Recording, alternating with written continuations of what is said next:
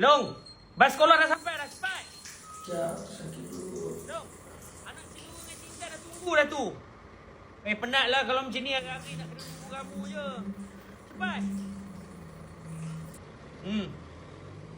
Dah pergi dah.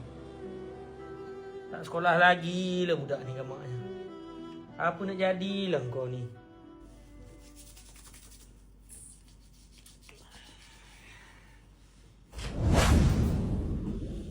Siap sekarang. Aku hantar. Tak kira lah sakit ke apa ke. Kalau mati bawa aku ambil.